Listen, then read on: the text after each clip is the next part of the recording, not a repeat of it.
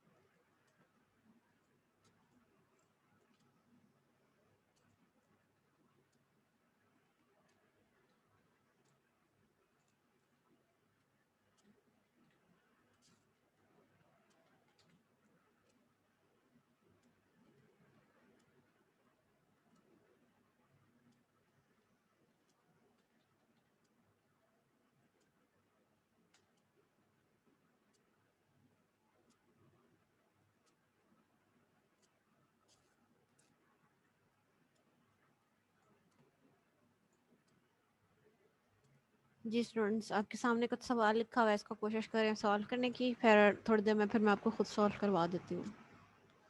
Answers मुझे chat में भेजने हैं, या फिर अगर आप अपना काम अपने नोटबुक्स पे करेंगे तो आप उसमें मुझे चेक करवाएंगे। ठीक है, कैमरा ऑन करके।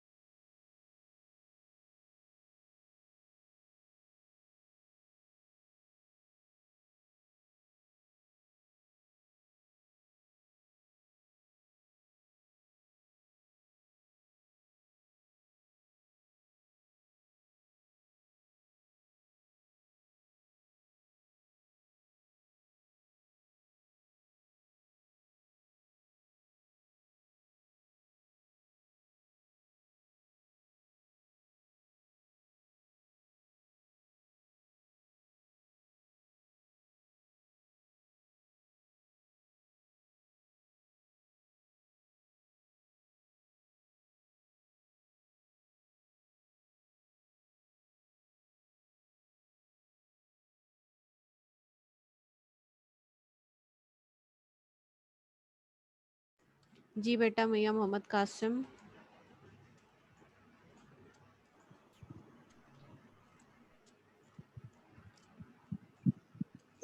गलती से हमसे जी ठीक हो गया।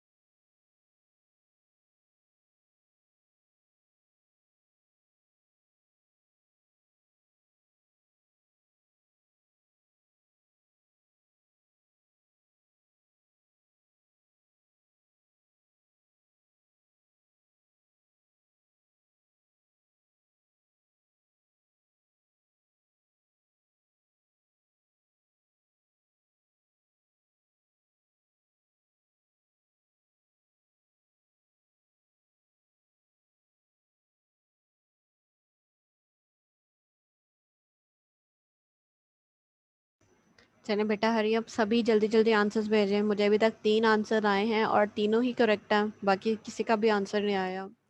हरी अब।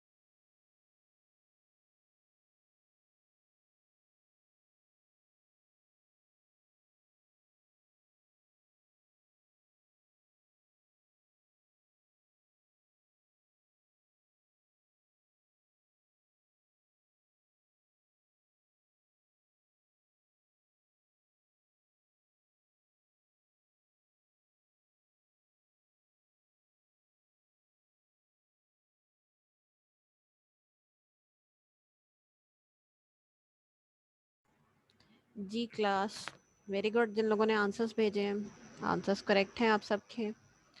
सॉल्व करके देख लेते हैं, फिर जब तक बाकी स्टूडेंट ज्वाइन कर रहे हैं फिर हम नेक्स्ट स्टार्ट करते हैं अपना लेक्चर। तो हमने पढ़ा था सीक्वेंस होता है, सीक्वेंस में हमने एक तरह का सीक्वेंस पढ़ा था जिसे हम कहते हैं ज्योमेट्रिक प्रोग्रेशन। ज्योमेट्रिक प्रोग्रेशन का मतलब ये होता है कि आपकी एक टर्म और उससे नेक्स्ट टर्म जो है इनके दरमियान एक कॉमन मल्टीपल एग्जिस्ट करना चाहिए, जैसे यहाँ पर एक एग्जिस्ट कर रहा है। ठीक है, तो यहाँ पर अगर आप देखें तो इन सब के दरमियान एक कॉमन मल्टीपल एग्जिस्ट कर रहा है जो कि है 2। तो आप कह सकते हैं कि ये एक ज्योमेट्रिक प्रोग्रेशन है। ठीक है, और उसके लिए आप क्या करते हैं, ए और आर ढूंढ के निकालते हैं। जैसे इस केस में ए जो है वो 1 है, आपकी पहली टर्म, और आर जो होता है वो आपकी कॉमन रेशो होती है जैसे कि 2 है। और फिर उसकी मदद से जो है वो अपना फॉर्मूला बिल्ड करते हैं जो होता है ए आर की पावर एन, जो आपके पास इस केस में बनता है 2 इंटू 2 की पावर एन। ठीक है, तो इसी तरह से हमने आपके सामने जो चीज़ गिवन है उसका मैं सॉल्व करके दिखाती हूँ कि इसको किस तरह से सॉल्व करना था, और फिर अगर कोई भी इसके ट्रिक्स हैं, टिप्स एंड ट्रिक्स, वो भी आपको समझाती हूँ। तो हमने क्या करना था, हमने ये चेक करना था कि क्या ये सीक्वेंस जो आपके सामने है ये ज्योमेट्रिक प्रोग्रेशन है या नहीं। और ज्योमेट्रिक प्रोग्रेशन अगर होगा तो आपको ए और आर जो है वो मिल जाएगा। तो अगर मैं इस टर्म को इस तरह से लिख लूँ, पहली है 6, फिर 2, फिर देन 2/3 है, देन 2/9 है। मुझे ऐसा याद पड़ रहा है कि शायद मैं ये करवा भी चुकी हूँ, लेकिन अगर चले नहीं करवाया तो और करवा दिया, दोनों केसेस में सॉल्व करके देख लेते हैं। मैम ये करवा दिया था आपने। बिल्कुल, मुझे ऐसा लग रहा है, अभी अभी ऐसा लग रहा था। चलें कोई बात नहीं।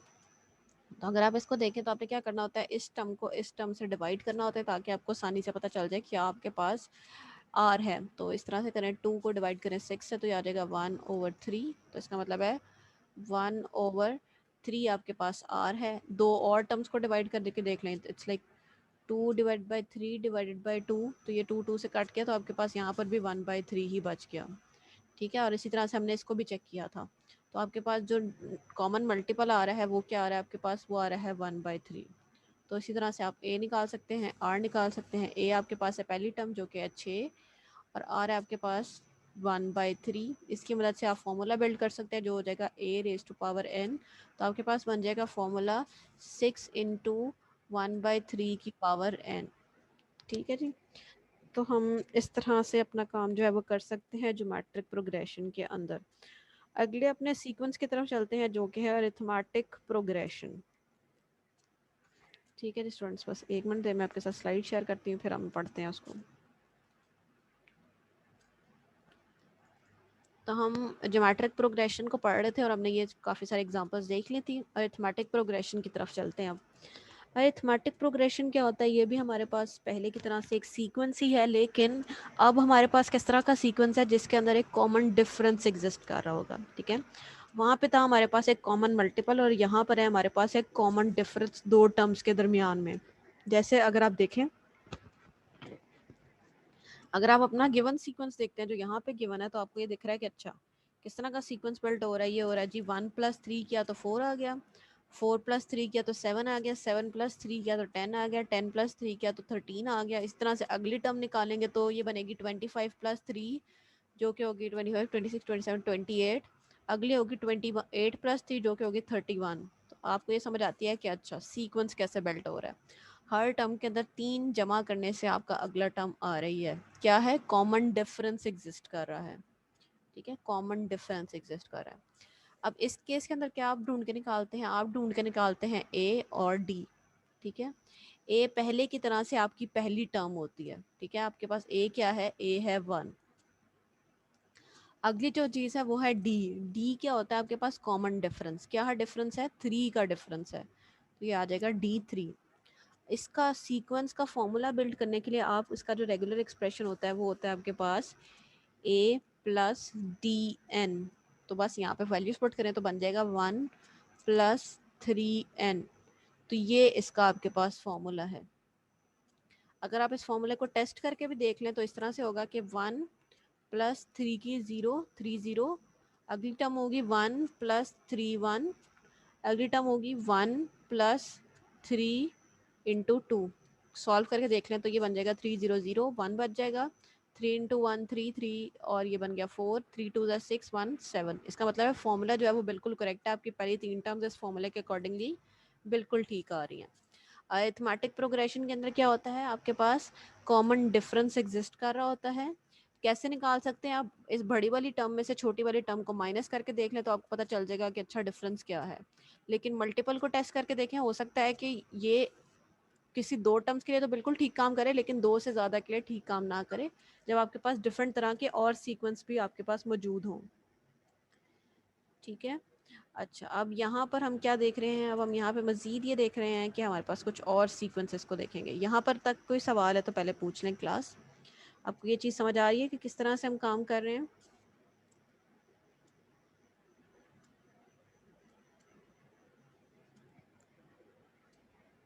जी स्टूडेंट्स,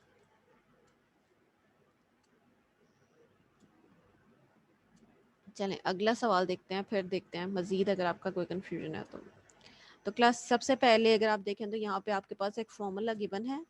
आपने मुझे इस फॉर्मूले की पहली 4 टर्म्स के बारे में बताना है। चलें खुद कैलकुलेट करें पहली 4 टर्म्स, और साइड बाय साइड मैं भी काम करती हूँ।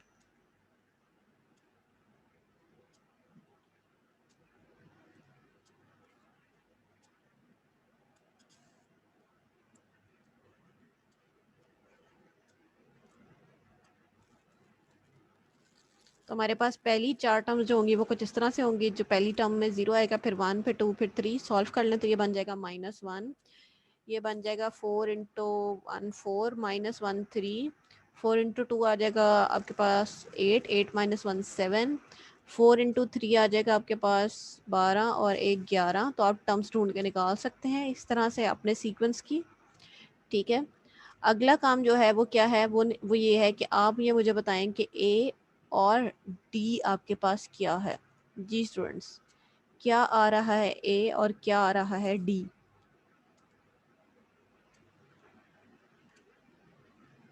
तो अगर आप देखें, ए होती है आपकी पहली टर्म, क्या है पहली टर्म -1, डी होता है आपका डिफरेंस, डिफरेंस ढूंढें। -1 + 4 करते हैं तो आपके पास 3 आ जाता है, -3 + 4 करते हैं 7 आ जाता है, 7 + 3 करते हैं तो 11 आ जाता है। क्या डिफरेंस है, सॉरी 4 करते हैं तो 7 आ जाता है, 4 करते हैं तो 11 आ जाता है, तो डिफरेंस है आपके पास 4।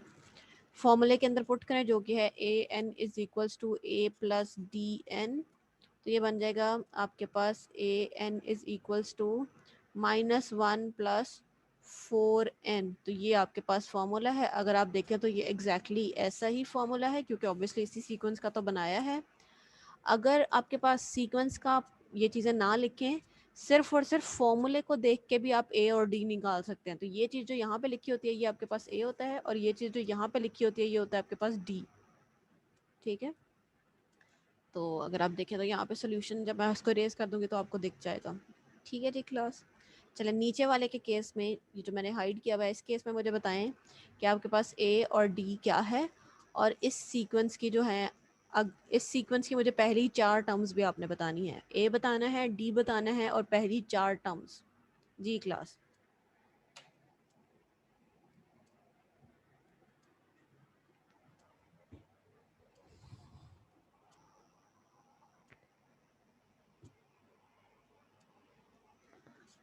जी क्लास, हरी अप। एक ही आंसर अभी तक मेरे पास आया है।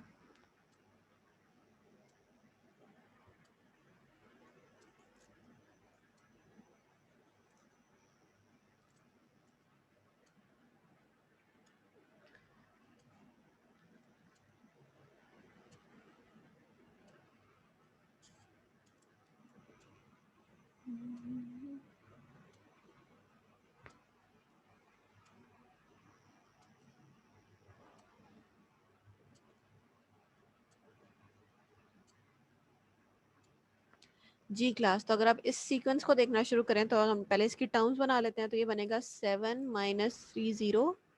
ठीक है, नेक्स्ट बनेगी 7 - 3 1। इस तरह से बनेगी 7 - 3 2, और फिर इसी तरह से 7 - 3 3। ठीक है, सॉल्व कर रहे हैं 3 0 0, तो 7 टर्म आ गई पहली, 3 1 3, 7 - 3 आ गया 4, 3 2 का होता है आपके पास 6, 6 - 7, 7 - 6 आ गया 1, 3 3 9, और 9 7 - 9 हो गया -2। तो ये आपके पास पहली 4 टर्म आ रही है, 7 4 1 -2, और इसी तरह से आपकी टर्म जो है वो मजीद आती जाएंगी। अब नेक्स्ट का देखना है, नेक्स्ट आपने ये देखना है कि ए क्या है और डी क्या है। तो ए आपके पास पहली टर्म होती है तो सीधा सीधा 7 ही है। अब डी देखना है, तो अगर आप यहाँ देखें तो ये लाइक 7 माइनस 3 करें तो 4 आ गया, 4 माइनस 3 करें तो 1 आ गया, 1 माइनस 3 करें तो आपके पास क्या आ गया -2। तो डी क्या है आपके पास -3 है। फॉर्मूला अगर आप बनाएं तो बन जाएगा A N is equals to A plus D N. Formula की वैल्यू डालें, ए आ गया 7 प्लस -3n, सिंप्लीफाई कर लें तो ये बन जाएगा आपके पास 7 माइनस 3n। बिल्कुल इसी तरह का एक फॉर्मूला। और यहाँ से भी बताया था कैसे काम कर सकते हैं। ये जो चीज़ है ये आपके पास आपका होता है a, और ये वाली जो चीज़ विद साइन ये होगी आपके पास d। ठीक है, आप सिर्फ फॉर्मूला देख के बता सकते हैं कि a और d आपके पास क्या है, लेकिन जब आपके पास माइनस होगा तो आपने माइनस साइन भी पिक करना है। जैसे यहाँ पे माइनस साइन नहीं था तो खाली इसी तरह से आपके पास आ गया। ठीक है जी क्लास, सवाल हो यहाँ तक तो पूछ लें जी क्लास। तो आपके माइक अनम्यूटेड है, आप अपना माइक अनम्यूट करके भी पूछ सकते हैं। चलिए जी क्लास, अगर आपका सवाल है तो पूछ लें, मैं वेट करती हूँ थोड़ा सा। चलिए क्लास, अब मुझे ये बताएं इस सीक्वेंस की अगली टर्म जो है वो क्या होगी। देखें ज़रा और समझें और बताएं फिर अगली टर्म क्या होगी।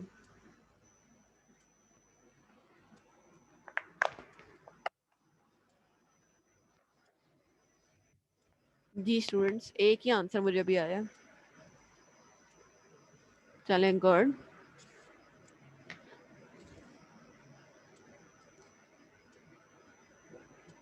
तो क्लास अगर आप यहाँ पर देखें तो आपको देखते ही पता चल रहा है कि अच्छा ये ना तो सीक्वेंस अरिथमेटिक टाइप का है और ना ही ज्योमेट्रिक टाइप का है। ठीक है, तो ज़रूरी नहीं है कि एक सीक्वेंस अरिथमेटिक हो और ज्योमेट्रिक हो। तो ऐसा भी हो सकता है कि एक सीक्वेंस इन दोनों में से किसी भी तरह का सीक्वेंस नहीं है। जैसे अगर आप यहाँ पे देखें तो क्या हो रहा है, 1 टाइम 1 है, 2 टाइम 2 है, 3 टाइम 3 है, 4 टाइम 4 है। तो इससे आगे पता चलता है कि क्या होगा, 5 टाइम 5 होगा। ठीक है, फिर आप आगे भी गेस कर सकते हैं, आगे क्या होगा, 6 टाइम 6 होगा, 7 टाइम 7 होगा।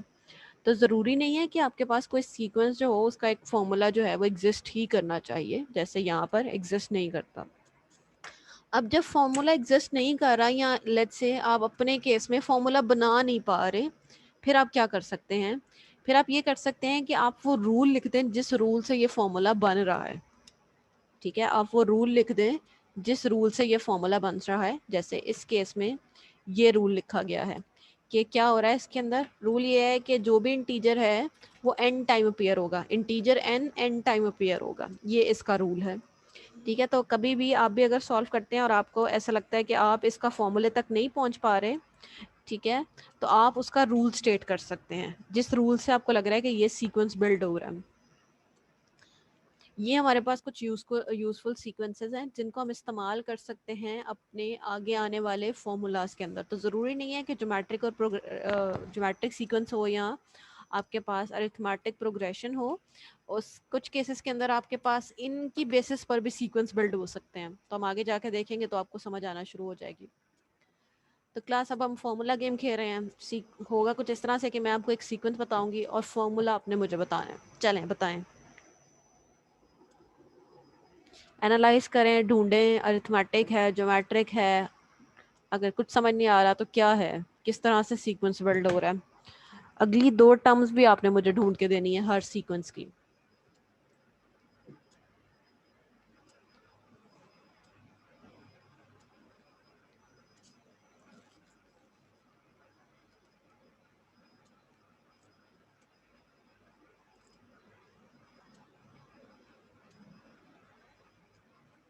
तो क्लास अगर हम इसको देखना शुरू करें तो आंसर्स तो मुझे काफ़ी सारे आ गए, इसलिए मैं स्टार्ट कर रही हूँ इसको सॉल्व करना। तो क्या हो रहा है हमारे पास, सबसे पहले ना मैंने ये ढूंढना शुरू करना है कि क्या मैं इस टर्म में से कुछ माइनस करूँ। चलें माइनस करके देखते हैं। 9 माइनस 7 आ गया आपके पास 2। ठीक है, 2। 7 माइनस 5 2, 5 माइनस 3 2, 3 माइनस 1 2। इसका मतलब है कॉमन डिफरेंस एग्जिस्ट कर रहा है। क्या डिफरेंस है, डिफरेंस है मेरे पास 2। कौन सा सीक्वेंस है? ज्योमेट्रिक प्रोग्रेशन है। अगली टर्म क्या होगी? 9 + 2 11। अगली टर्म क्या होगी? 11 + 2 13। ए क्या है मेरे पास? ए है 1 पहली टर्म, और ये मेरा डिफरेंस। फॉर्मूला क्या बना? A N is equals to 1 plus ये होता है ए प्लस डी एन, तो ये आ गया 1 + 2n। ये इसका आपके पास फॉर्मूला है। तो क्लास क्या करना है? आपने सबसे पहले ये ढूंढना शुरू करना है कि क्या डिफरेंस है। अगर डिफरेंस नहीं है तो फिर ढूंढेंगे क्या मल्टीप्लाई करके अगली टर्म आ रही है। अगर दोनों तरह से काम हो रहा है तो फिर तो मसला हल हो गया, फॉर्मूला बना लें। ठीक है, चलें अगला सीक्वेंस देखते हैं। ये अरिथमेटिक प्रोग्रेशन है, बिल्कुल। ये अरिथमेटिक प्रोग्रेशन था, बिल्कुल ये अरिथमेटिक प्रोग्रेशन था। ठीक है, तो इसके दो फॉर्मूलाज लिखे हुए हैं, कोई भी फॉर्मूला लिख सकते हैं इसके अगेंस्ट। चलें इसके बारे में बताइए, अरिथमेटिक है या ज्योमेट्रिक है? और अरिथमेटिक है तो किस तरह का सिनेरियो जो है वो हमारे पास है?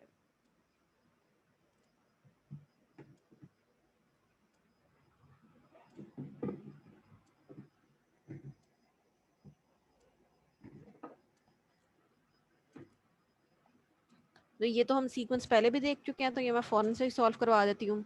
अगर आप थोड़ा सा रिकॉल करें तो हमने ये देखा था, हमने देखा था जी 1 को -1 से मल्टीप्लाई करें तो -1 आ जाता है, -1 को अगेन 1 से मल्टीप्लाई करें तो आपके पास 1 आ जाता है। इसी तरह से 1 को -1 से मल्टीप्लाई करें तो -1, इसी तरह से इसको -1 से मल्टीप्लाई करें तो 1।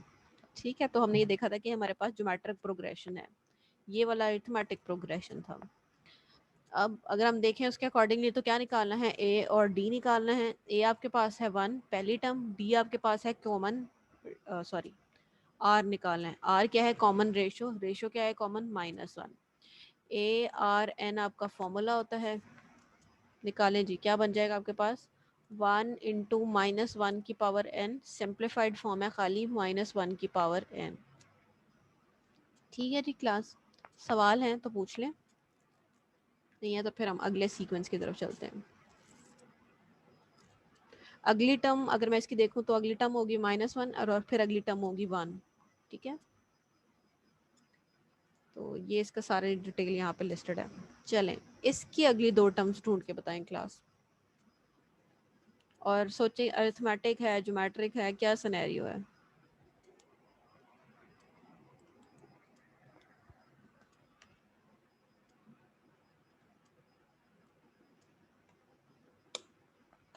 जी स्टूडेंट्स,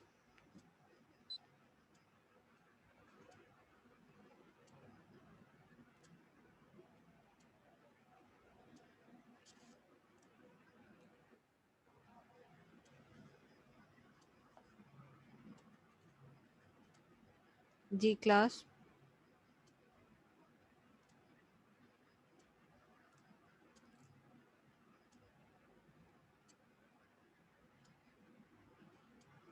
तो अगर आप यहाँ पर देखना शुरू करें तो हम देखते हैं कि क्या क्या हमारे पास बिल्ड ऐसे एक्चुअली में सीक्वेंस बिल्ड कैसे हो रहा है। तो अगर मैं देखूं क्या ये अरिथमेटिक प्रोग्रेशन है तो मुझे पता चलना चाहिए कि क्या कॉमन डिफरेंस है। तो मुझे दिखता है जी, अच्छा मैं जैसे अगर इन दोनों के दरमियान डिफरेंस देखूं तो 7 का डिफरेंस है, इन दोनों के दरमियान डिफरेंस देखूं तो 5 का है, इनके दरमियान डिफरेंस देखूं तो 3 का है। तो अगर आप उस पर्सपेक्टिव से देखें तो आपको ये पता चल रहा है कि नहीं, ऐसा तो नहीं है आपके पास। आपका जो सीक्वेंस है वो अरिथमेटिक प्रोग्रेशन तो नहीं है। ठीक है, ज्योमेट्रिक देख लेते हैं। तो लाइक 5 × 2 तो 10 आ जाएगा, लेकिन 10 को किसी से भी मल्टीप्लाई करें 17 नहीं आ रहा, तो इसका मतलब है ज्योमेट्रिक भी नहीं है। अभी किस तरह का सीक्वेंस है? इसका मतलब है कि ये कुछ डिफरेंट तरह से काम कर रहा है। आपको अब ये सोचना पड़ेगा कि अच्छा ये सीक्वेंस जो है वो बन कैसे रहा है। चले कुछ चीज़ें हम बिल्ड करते हैं, फिर देखते हैं कि अच्छा क्या होता है। तो अगर आप यहाँ पर देखना शुरू करें, जो चीज़ मुझे एक ग्लिम्स में थोड़ी सी समझ आती है वो ये सिनेरियो है कि ये मुझे दिख रहा है कि ये कुछ ना 2 की स्क्वायर प्लस 1 है, ये वाली टर्म। ये मेरे पास 2³ + 1 है। 2³ मेरे पास 8 होता है, नहीं बिल्कुल ऐसा नहीं है। नहीं नहीं नहीं, ये 2³ + 1 नहीं है। 2³ + 1 होता है मेरे पास 8 + 1 9। अगर इसको देखूँ तो ये 2⁴ प्लस 1, 2 4 होता है मेरे पास 16, 16 प्लस 1। हाँ यहाँ पे तो बात ठीक है, लेकिन यहाँ पे ठीक नहीं है। इसका मतलब है ये सीक्वेंस भी काम नहीं कर रहा, तरीका कोई और ही है इसका। चलें फिर कुछ और सोचते हैं। अच्छा अगर मैं ये सोचूं तो कि ये मेरे पास है, क्या देखें, अगर ये देखें हम, ये है 2 स्क्वायर प्लस 1, बल्कि बात तो वही होगी। तो ये होना चाहिए 3 स्क्वायर प्लस 1, ये होना चाहिए 4 स्क्वायर प्लस 1, ये होना चाहिए 5 स्क्वायर प्लस 1। हाँ अब कुछ बात समझ आ रही है कि हाँ कुछ ऐसा ही सिनेरियो चल रहा है। ये होना चाहिए 1 स्क्वायर प्लस 1, बिल्कुल ऐसा ही है। ये 1 स्क्वायर प्लस 1 है, ये 2 स्क्वायर प्लस 1 है, ये 3 स्क्वायर प्लस 1 है, ये 4 स्क्वायर प्लस 1 है, ये 5 स्क्वायर प्लस 1 है। बिल्कुल ठीक काम कर रहा है हमारा फॉर्मूला। ठीक है, तो फॉर्मूला हम पहुंच गए हैं फॉर्मूले तक। क्या फॉर्मूला है? फॉर्मूला है हमारे पास n स्क्वायर प्लस 1। किसी तरह से हो रहा है ना, 1 square plus 1, 2 square plus 1, 3 square plus 1, 4 square plus 1, 5 square plus 1। अगली टर्म क्या होगी? 6 स्क्वायर प्लस 1, क्या होगी? 36 प्लस 1 37। अगली होगी 7 स्क्वायर प्लस 1। ठीक है, तो 7 स्क्वायर होता है आपके पास 49, 41, 9 प्लस 1 50। ठीक है जी क्लास, तो इस तरह से भी आप चीज़ों को क्रैक कर सकते हैं। अब देखें, ना तो ये अरिथमेटिक था ना ही ज्योमेट्रिक था, तो फिर हमने बस सोचना शुरू किया। मैंने आपसे पहले कहा था कि जब भी आपके पास इन दोनों में नहीं होगा ना, तो आप कुछ इस तरह से सोचिएगा, n square, n cube, 2 power n, 3 power n, इन पे मैप करके देखिएगा। तो हमारे पास भी इसके ऊपर मैप हुआ ये। ठीक है, सवाल हो क्लास?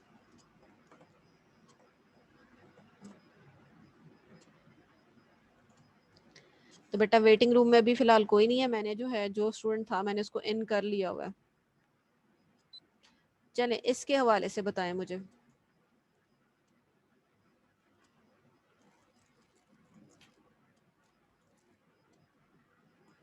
किस तरह का सीक्वेंस है जी स्टूडेंट्स?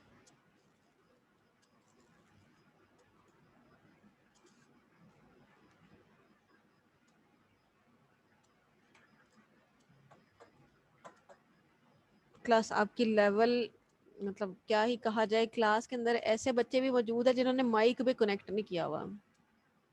3 स्टूडेंट थे जिसमें से एक अभी लीव कर गया, और बाकी 2 स्टूडेंट्स ऐसे हैं जिन्होंने अपना मतलब वॉइस ही कनेक्ट नहीं की हुई, ना वो मुझे सुन पा रहे हैं। लेवल है बेटा आप लोगों का, फिर क्या कहा जा सकता है आपको।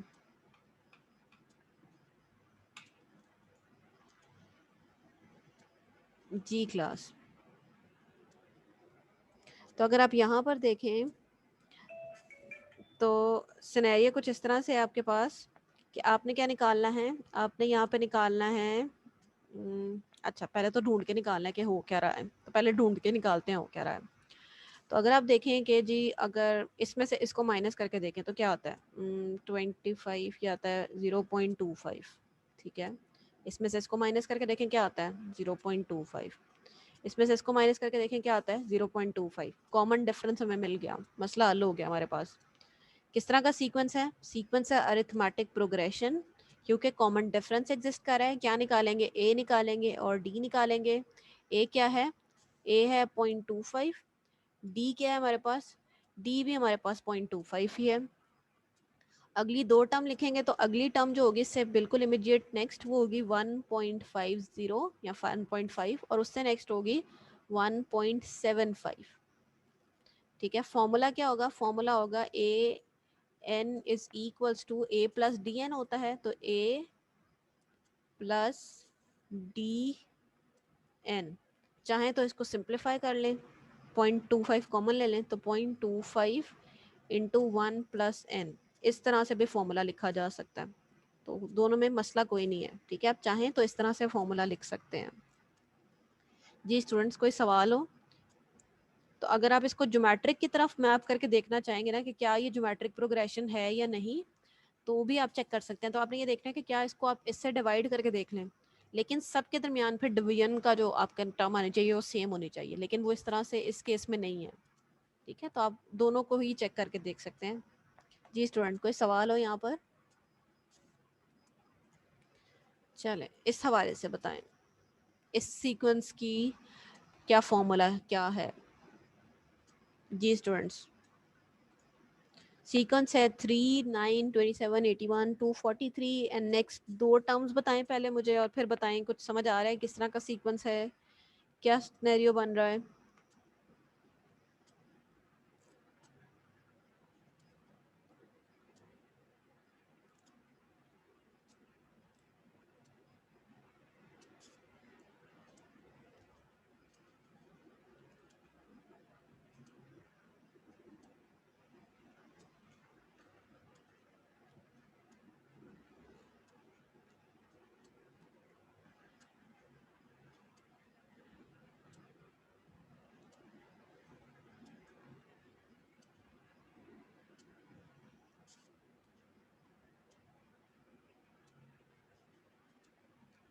जी स्टूडेंट्स, तो अगर हम देखना शुरू करें तो क्या चीज़ जो मुझे पहली ग्लिम्स में दिख रही है ना, वो मुझे ये दिख रही है कि ये है 3 की पावर 1, ये है 3 की पावर 2, ये है 3 की पावर 3, ये है 3 की पावर 4 और ये है 3 की पावर 5। अगली टर्म मुझे सीधा सीधा समझ आ रही है, 3 पावर 6 होगी और 3 रेज टू पावर 7 होगी।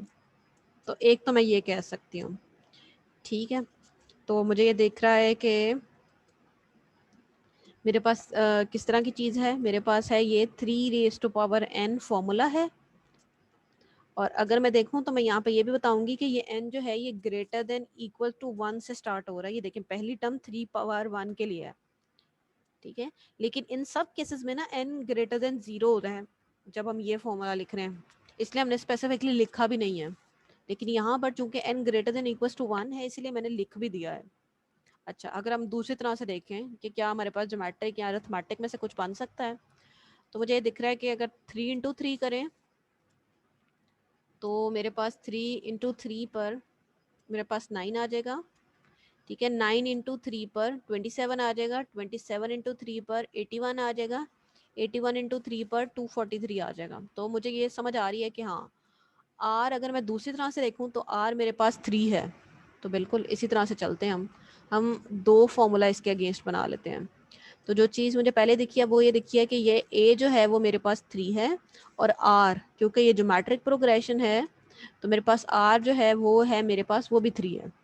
फॉर्मूला बना सकते हैं ए आर एन। तो इसका फॉर्मूला जो है वो मैं थोड़ा यहाँ ऊपर बना रही हूँ। तो ए एन इज इक्वल टू बन जाएगा 3 इंटू 3 की पावर एन, ठीक है। और अगर आप यहाँ पर देखें तो यहाँ पर आपके पास बिल्कुल उसी तरह से है, n greater than equal to 0 के लिए ये फॉर्मूला ठीक काम कर रहा है, ठीक है। Greater than 0, greater than equal to 0, ठीक है। 0 पुट करेंगे तो 301 बन जाएगा और 3 बिल्कुल, ठीक है। तो जब भी हमारे पास formula greater than equal to 0 है तो अब हम नहीं स्टेट कर रहे, लेकिन यहाँ पर चूंकि ग्रेटर देन इक्वल टू 1 के लिए था तो हमने इसलिए स्पेसिफिकली मेंशन किया है।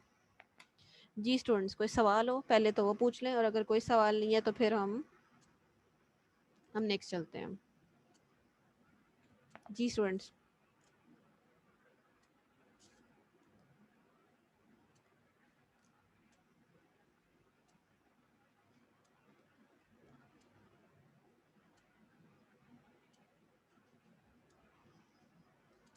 चलें नेक्स्ट चलते हैं और फिर देखते हैं मज़ीद चीज़ें।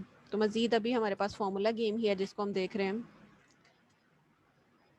तो ये इसका फॉर्मूला है जो कि आपके सामने लिस्टेड है और दूसरा भी हमने देख लिया है। चलें क्लास इसके हवाले से बताएं क्या फॉर्मूला हमारे पास एग्जिस्ट कर रहा है। हिंट भी आपके सामने लिखी है कि 3 पावर n से जो है वो कंपेयर करके देखें इसको।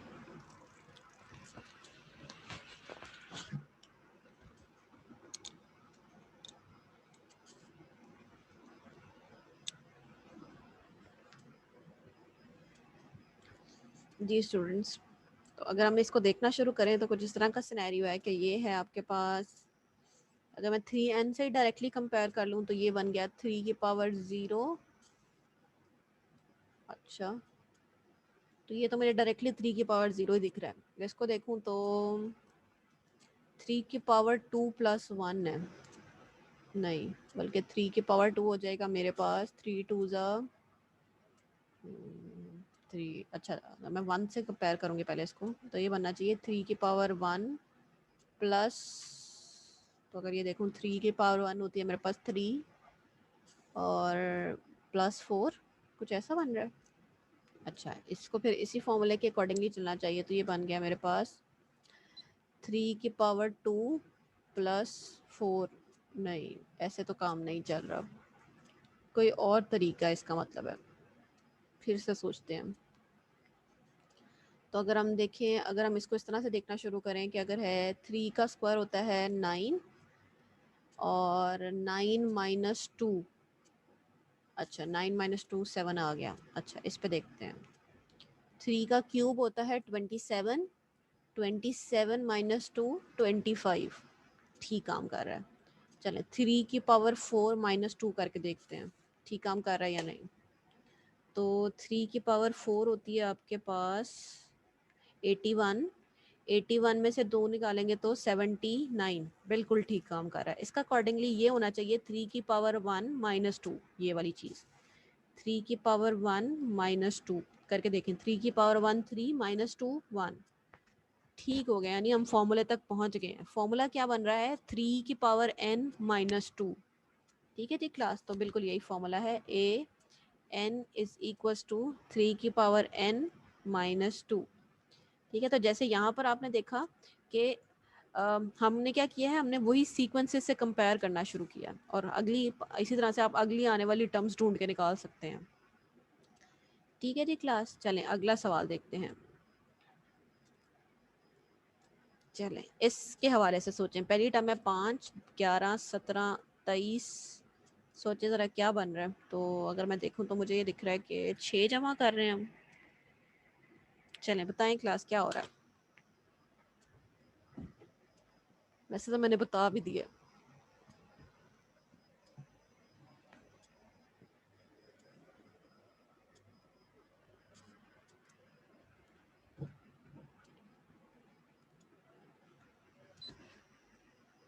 तो क्लास अगर आप इसको देखें तो ये आपके पास क्या है, आपके पास इसमें 6 प्लस हुआ, इसमें 6 प्लस हुआ, 17 प्लस 6 23, 23 प्लस 6 29। सीधा सीधा पता चल गया क्या बन रहा है। अरिथमेटिक प्रोग्रेशन है। ए निकालें, डी निकालें, फॉर्मूला बना लें। ए है 5, डी है 6, A plus D N regular expression है। तो फॉर्मूला बन गया A N is equals to 5 plus 6 N. ठीक है स्टूडेंट, सवाल हो पूछ लें। चलें नेक्स्ट, चलें नेक्स्ट वाला देखते हैं। चलें जी क्लास ऐसा वाले से बताएं। ये है 1, 1/2, 1/4, 1/8, 1/16। क्विकली गैस होना चाहिए, ये तो काफ़ी ज़्यादा आसान है जी क्लास। अगली टर्म तो मुझे देख के पता चल रहा है 1/32 है, देन 1/64 है। ऐसा ही कुछ बन रहा है हमारे पास। तो अगर देखना शुरू करें तो ये आपके पास, आप ऐसा भी लिख सकते हैं कि 1/n, बल्कि n नहीं 2 पावर कुछ बनेगी 2 पावर n। तो ये आपके पास है 1/2 पावर 0, ये है आपके पास 1/2 पावर 1, ये है आपके पास 1/2 पावर 2, ये आपके पास 1/2 पावर 3, ये आपके पास 1/2 पावर 4। ठीक है, एक तो फॉर्मूला ये इसका बन गया जो हमने अभी भी बनाया है। दूसरा अगर हम देखें तो आप इस 1 को 1/2 से मल्टीप्लाई करें तो आपके पास 1/2 आ गया। 1/2 को अगेन 1/2 से मल्टीप्लाई करें 1/4, 1/2 4 को अगेन 1/2 से मल्टीप्लाई करें 1/8। तो आपको दिख रहा है क्या है, ज्योमेट्रिक प्रोग्रेशन भी एग्जिस्ट कर रहा है। उसके अकॉर्डिंगली भी फॉर्मूला बना सकते हैं। तो वो बन जाएगा आपके पास, ए निकालें और आर निकालें। आर है 1/2 और ए है आपके पास 1। तो उसके अकॉर्डिंगली भी ए आर एन फॉर्मूला बनेगा। तो ये बन जाएगा 1 इंटू 1/2 की power n exactly as this. अगर आप इसको सिंप्लीफाई कर लें 1 की पावर कुछ भी ले लें, n ले लें, 1 ही आता है, तो ये इसी तरह जैसा एक फॉर्मूला बन जाएगा। चाहे तो इसी फॉर्मूले को लिख दें, चाहे इस फॉर्मूले को लिख लें, दोनों ही आपके पास करेक्ट कंसिडर होंगे। ठीक है स्टूडेंट्स, कोई सवाल हो पूछ लें।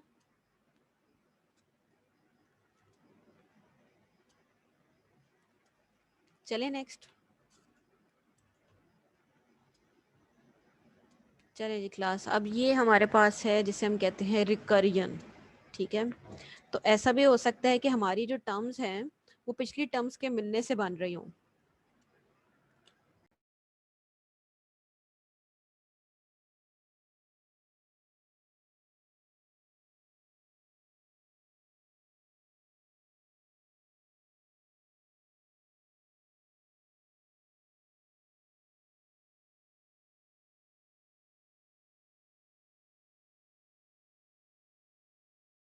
तो क्लास अगर आप यहाँ पर देखें तो आपके पास ऐसा भी हो सकता है कि आपके पास जो टर्म्स बन रही है ना वो पिछली टर्म्स की मदद से बन रही हैं। ठीक है, जैसे अगर हम ये देखें तो ये आपके पास एक सीक्वेंस गिवन है, आपके पास सीक्वेंस के अंदर ना कुछ इस तरह का सिनेरियो गिवन है, आपके पास ये चीज़ गिवन होगी और आपसे कहा जाएगा कि इसकी टर्म्स ढूंढ के निकालें। ठीक है, अब आप टर्म्स निकाल कैसे सकते हैं, तो आपको फर्स्ट टर्म यानी जीरोथ टर्म दे दी गई है जो कि है 2। अब आप सबसे पहले अगर आप A1 निकालने की तरफ जाएं, A1 कैसे निकलेगा इस फॉर्मूले के अंदर देखते हैं। तो A1 होगा A, n की जगह आपने ना 1 पुट कर देना है, 1 - 1 + 3। ठीक है, इसको सॉल्व कर लें तो ये बन जाएगा A1 - 1 A0 + 3। तो यहाँ पर A1 के अंदर A0 की वैल्यू पुट कर दें तो ये आ गया 2 + 3। A1 क्या आ गया आपके पास, A1 आ गया आपके पास 5। इसी तरह से अगर हम A2 निकालें, ठीक है, तो ये A2 हमारे पास कुछ इस तरह से बन जाएगा। अब यहाँ पे n की जगह जो है वो आपने 2 पुट कर देना है, तो A2 = A2 - 1, तो ये बन जाएगा A2 - 1 A1 + 3 = A2। सॉल्व करें, क्या आएगा आपके पास, ये आएगा आपके पास A1 है 5, 5 + 3 8, तो A2 आपके पास आ गया 8। इसी तरह से आप ये देख रहे हैं कि क्या हो रहा है, हमारे आने वाली हर अगली टर्म पिछली टर्म्स की मदद से जनरेट हो रही है। ठीक है, तो आपके पास ये चीज़ कहलाती है रिकरियन। इवन जब हम डायनामिक एल्गोरिथम्स को पढ़ रहे होते हैं ना, तो अगर आप थोड़ा सा इसको खुद भी देखें तो डायनामिक एल्गोरिथम्स के अंदर हम ऐसे ही काम कर रहे होते हैं। तो हमारे पास ना हम प्रॉब्लम को इस तरह से, उसको एल्गोरिथम को इस तरह से लिखते हैं कि हम ऑलरेडी फाइंड सॉल्यूशन की बेसिस पर नए सॉल्यूशंस बिल्ड करना शुरू कर देते हैं। तो ये हमारे पास इसकी जो फिर हमारे पास कॉम्प्लेक्सिटी है वो भी रिड्यूस हो जाती है, क्योंकि आपको हर टर्म नए सिरे से निकालनी नहीं पड़ी, पिछली टर्म्स की मदद से आपकी नई टर्म्स निकलती जा रही हैं। तो ये चीज़ कहलाती है रिकरियन, यानी आप अपनी ये चीज़ को बार बार कॉल कर रहे हैं। इवन आपने रिकरियन अगर पढ़ी भी होगी प्रोग्रामिंग के अंदर भी, तो वो भी उसमें ऐसा ही हो रहा होता है कि आप क्या कर रहे होते हैं, अपनी गिवन वैल्यूज़ की बेसिस पर आप दोबारा दोबारा अपने ही जो फंक्शन होता है उसको कॉल कर रहे होते हैं। तो ये चीज़ हमारे पास कहलाती है जिसे हम कहते हैं रिकरियन। ठीक है स्टूडेंट्स, चलें चलें अब आप मुझे इस फॉर्मूले को देखते हुए पहली 3 टर्म्स बताएं। ये हमारे पास an लिखा हुआ है, A0 गिवन है, पहली 3 टर्म्स आपने मुझे बतानी है, यानी A1 A2 और A3। चलें हरी अब जल्दी से बता दें मुझे, पहले मैं टाइम देख लूँ कितना रह गया हमारे पास, फिर मैं उस हिसाब से नेक्स्ट चलती हूँ। 10 मिनट है हमारे पास। जी क्लास हरी अब जल्दी से बता दें।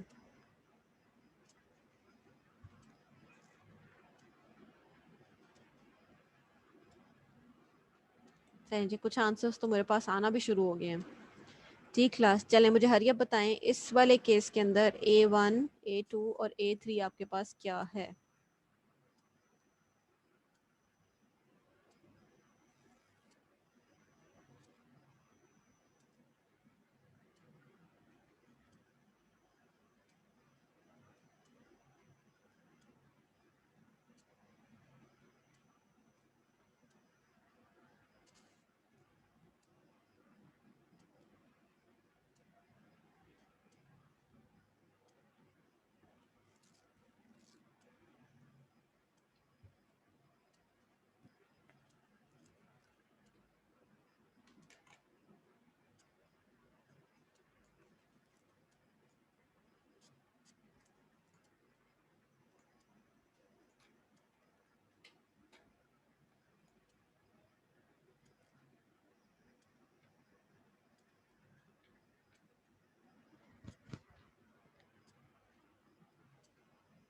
जी क्लास, तो अगर हम इसकी पहली कुछ टर्म्स निकालने की तरफ चलें तो क्या सिनेरियो हो रहा है हमारे पास, मैं इस तरफ ही आपको निकाल के दिखा देती हूँ।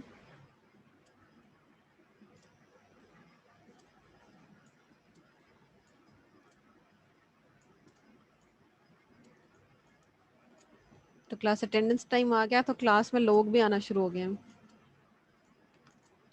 चलिए जी क्लास सॉल्व करते हैं। कुछ नहीं किया जा सकता आप लोगों का। A1 निकालेंगे तो A1 is equals to -2 A1 -1 +1। ठीक है, सॉल्व करें जी। ये बन गया -2 A1 -1 A0 +1। A0 की वैल्यू पुट करें तो -2 A0 की वैल्यू आ गई आपके पास -1 जो कि ऑलरेडी गिवन है +1। इसको सॉल्व कर लें तो माइनस माइनस प्लस हो गया, 2 × 1 2 +1 ये आ गया आपके पास 3। ठीक है, इसी तरह से हम अगली टर्म निकालते हैं जो कि है आपके पास A2। ठीक है, तो A2 आपके पास आ जाएगा A2 -1। जी बेटा क्या कहना चाह रहे हैं आप? पता ही नहीं कैसे मैं बेटा मैं आपके घर की बातें नहीं सुननी होती। ठीक है, तो यहाँ पे 2 पुट कर देंगे तो ये बन जाएगा -2 A2 -1 बन जाएगा 1 +1 A1 की वैल्यू आएगी यहाँ पर तो -2 × 3 +1। इसको सॉल्व करें 3 2 = 6 -6 +1 आ गया आपके पास -5। ठीक है, इसी तरह से आप A3 निकाल सकते हैं और आगे आने वाली कोई भी टर्म जो है वो ढूंढ के निकाल सकते हैं। किस तरह का सीक्वेंस है? रिकर्सिव सीक्वेंस है। नई टर्म्स पिछली टर्म्स की मदद से बन रही हैं। ठीक है जी क्लास, चलिए नेक्स्ट देखते हैं हमारे पास क्या सिनेरियो है।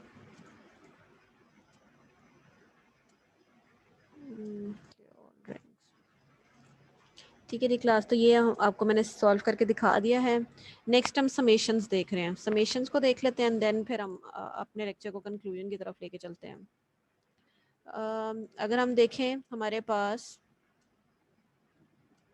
इस समेशन को अगर हम सॉल्व करें, ठीक है, कैसे सॉल्व होती है। अच्छा, समेशन का मतलब क्या होता है पहले यहाँ से सीखते हैं और इसकी टर्मिनोलॉजी सीखते हैं, फिर इसकी तरफ चलते हैं। तो ये होती है आपके पास समेशन, ये आपको बता रही होती है आपकी स्टार्टिंग लिमिट, ये आपको बता रही होती है आपकी एंडिंग लिमिट। ठीक है, और ये जो होता है ये आपके पास इंडेक्स ऑफ समेशन होता है। ठीक है, लोअर लिमिट, अपर लिमिट और इंडेक्स ऑफ समेशन। ठीक है, अब आप इसका मतलब ये है कि ये वैल्यू m से लेकर n तक की वैल्यूज का सम है। ठीक है, सॉल्व करेंगे ना तो आपको बेहतर समझ आना शुरू होगी। रिप्रेजेंटेशन इसकी मल्टीपल तरह से हो सकती है, जैसे ये रिप्रेजेंट कर रहा है, यहाँ पर आप इंडेक्स लिख सकते हैं, आप इसके सामने की तरफ अपर और लोअर लिमिट लिख सकते हैं, यहाँ आप एक ही जगह पे उसकी अपर और लोअर लिमिट लिखते हैं। तो इसमें से तीनों में से कोई भी टर्मिनोलॉजीज इस्तेमाल की जा सकती हैं। और अगर मैं ये दिखाना चाहती हूँ ना कि 1 से लेकर 100 तक की टर्म्स का सम, ठीक है, तो मैं उसको इस तरह से लिख सकती हूँ, 1 से लेकर 100 तक की वैल्यूज का सम। और अगर मैं ऐसा लिखना चाहती हूँ कि 1 से लेकर 100 तक के स्क्वायर वैल्यू का सम, यानी आप पहले करें 1 स्क्वायर, फिर करें आप 2 स्क्वायर और इनको सम करते जाएं अब 200 100 स्क्वायर, तो आप इसको लिखेंगे आई स्क्वायर। इस तरह से लिखा जा सकता है। स्क्वायर के बगैर इसका मतलब जो था वो यूं था, और स्क्वायर लगाने से मतलब बन जाता है ये। अगर आप ऐसा कर लें, let's say I square divided by 2, तो इसका मतलब है आई स्क्वायर डिवाइडेड बाई 2 का सम है ये। ठीक है, आगे सॉल्व करते हैं तो आप बेहतर समझ पाएंगे कि एक्चुअली में हो क्या रहा होता है हमारे पास इनके अंदर। अगर मैं इस सीक्वेंस को सॉल्व करने की तरफ, इस समेशन को सॉल्व करने की तरफ चलूँ तो किस तरह से सॉल्व कर सकते हैं। तो समेशन है मेरे पास j इज इक्वल्स टू 1 2, हम थोड़ा कर लेते हैं 3 कर लेते हैं, और यहाँ है हमारे पास लेट्स से 3j। ठीक है, कैसे सॉल्व कर सकते हैं, तो आप क्या करते हैं, आप ये करते हैं कि बारी बारी यहाँ पर j के अंदर वैल्यू स्टार्टिंग से अपर लिमिट तक पुट करना शुरू कर देते हैं। यानी पहली टर्म क्या होगी, 3 इंटू लोअर लिमिट 1, ठीक है, प्लस 3 इंटू फिर 3 तक चलना है 2 प्लस 3 इंटू 3। ठीक है, बस इसको सॉल्व कर लें तो इसका आंसर निकल आएगा। तो ये 3 1 3 3 2 6 3 3 9, इनको जमा कर लें, ये बन गया आपके पास 9 15 16 17 18। तो इसका आंसर क्या आ गया आपके पास, 18 आ गया आंसर। ठीक है, जैसे यहाँ जे स्क्वायर के अंदर था तो ये बना 1 का स्क्वायर प्लस 2 का स्क्वायर प्लस 3 का स्क्वायर प्लस 4 का स्क्वायर प्लस 5 का स्क्वायर। तो ये आप इस तरह से सॉल्व कर सकते हैं। ठीक है, चलें आपको एक सवाल देती हूँ, आप मुझे आंसर निकाल के बताएं। तो मेरे पास है i इज इक्वल्स टू 0 2 3, ठीक है, और मेरे पास जो सवाल है वो है 2i स्क्वायर। चलिए जी क्लास बताएं इसका आंसर क्या आएगा हमारे पास। क्विकली सॉल्व कर लें क्योंकि हमने ना थोड़ा सा कोशिश करनी है कि आज हम इस सेक्शन को जो है वो कंप्लीट कर लें। जी क्लास बताएं क्या आंसर आ रहा है इस केस का।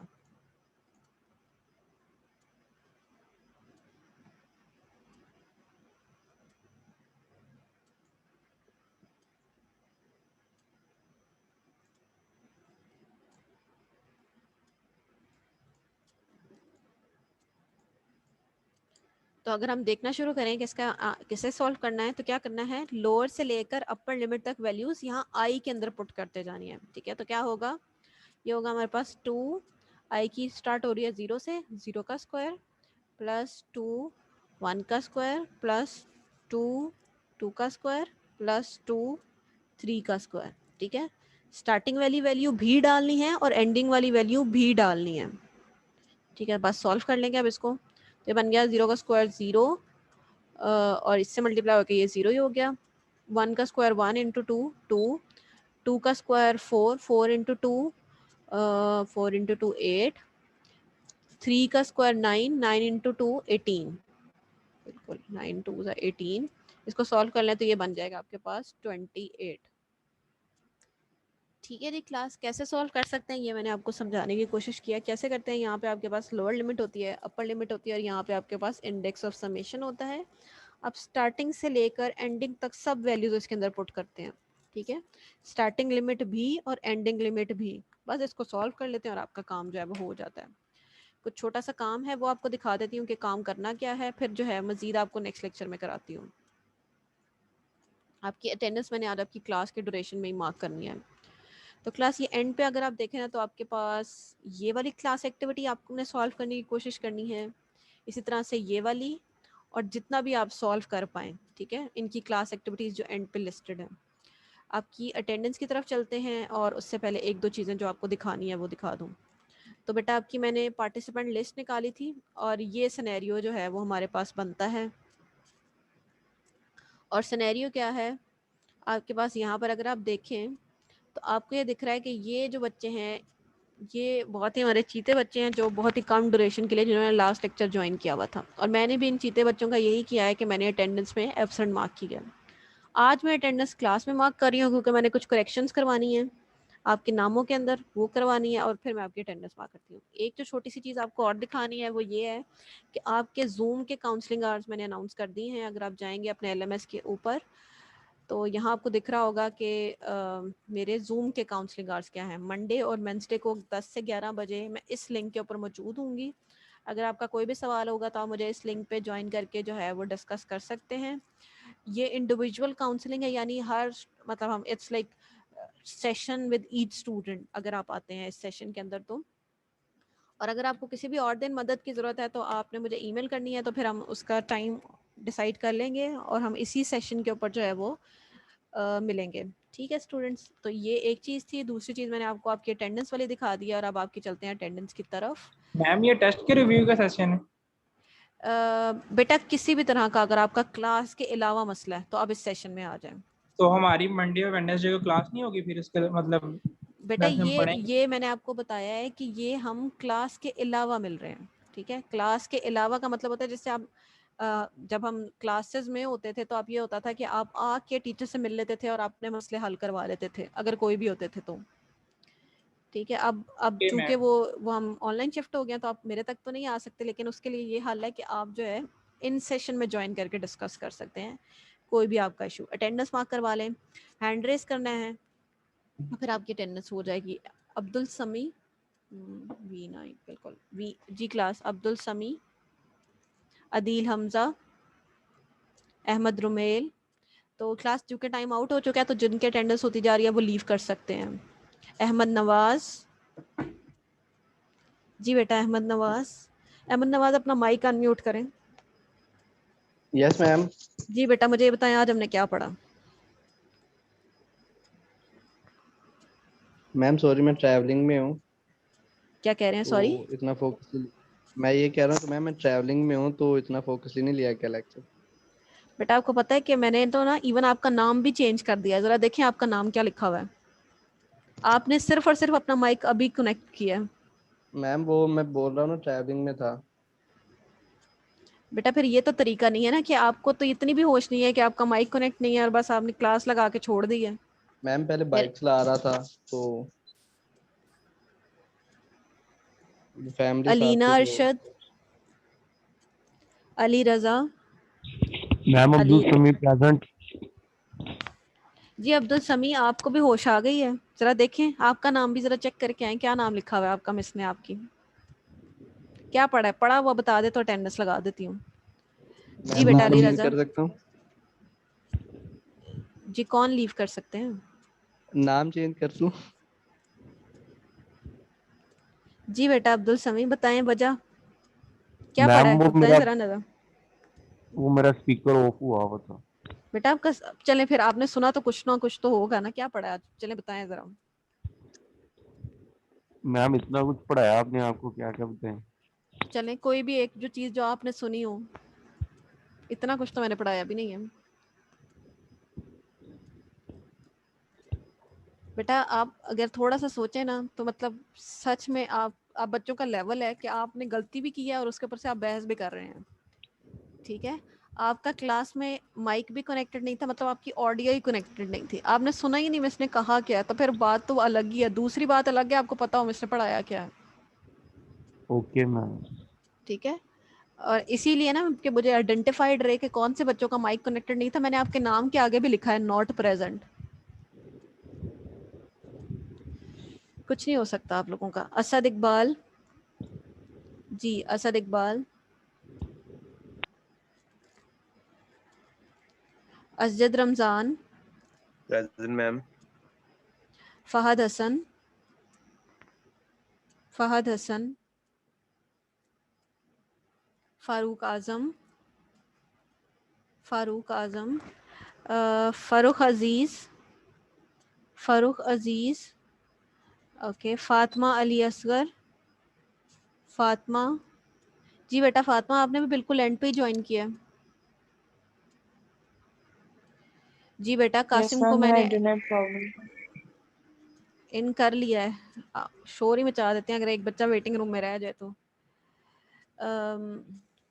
तो क्लास में वही बिल्कुल पहले की तरह से आपकी लॉग निकाल के देखूंगी और जिनकी अटेंडेंस का टाइम पूरा नहीं होगा मैं एब्सेंट मार्क कर दूंगी। Huzaifa Saeed, Huzaifa Saeed, present ma'am. Kashaf, Mahad, Mahad, Maimuna Saleem, sorry Maimuna Suhail, Maimuna Suhail, Mian Mohammad Qasim, present ma'am. Mohammad Umar Saim, Mohammad Umar Saim, Samik Shahid, Samik Shahid, Mohammad Taha, Uzair Zahid, Abdullah, Mohammad Abdullah, Mohammad Adeel, Mohammad Adeel, Mohammad Arqam. बेटा अपना अरकम नाम करेक्ट करें, अरकम खुर्शीद लिखें नाम के साथ। मोहम्मद अजीम ताहिर, अजीम ताहिर, मोहम्मद हसीब साजिद, मोहम्मद हुजैफा नदीम, हुजैफा नदीम, मोहम्मद एहतशामुल हक, मोहम्मद मुनीब साजिद, मोहम्मद रजब रज़ा, रजब रज़ा, सुल्तान सरवर। क्लास जिनकी अटेंडेंस होती जा रही है वो लीव करते जा सकते हैं। सुल्तान सरवर, मोहम्मद तैयब, मोहम्मद तैयब, मोहम्मद जीशान, मुसन्ना अली खान, नसरुल्ला, नसरुल्ला। बेटा नसरुल्ला नाम करेक्ट करें फिर अटेंडेंस लगेगी। उमैर अरशद, उमर अबू बकर, उमर अबू बकर, राना उस्मान, साद खान, तजम्मुल हुसैन, तजम्मुल हुसैन, तैयब अली, तैयब अली, तैयबा असगर। किसी की अटेंडेंस रह गई हो तो क्लास बता दें, बाकी आप लीव कर सकते हैं। मैम मेरी लगी है। बेटा आपकी अटेंडेंस लगेगी ही नहीं। आपने जब सुना ही कुछ नहीं तो फिर अटेंडेंस किस बात की? जब आप थे ही नहीं प्रेजेंट तो फिर अटेंडेंस किस बात की? नेक्स्ट लेक्चर में सुनिएगा तो फिर आपकी लगाऊंगी। ठीक है मैम, ओके।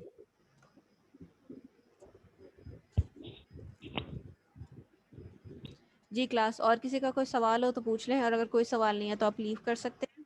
मैं भी मेरे से मीटिंग एंड ही करने लगी हूँ। जी क्लास,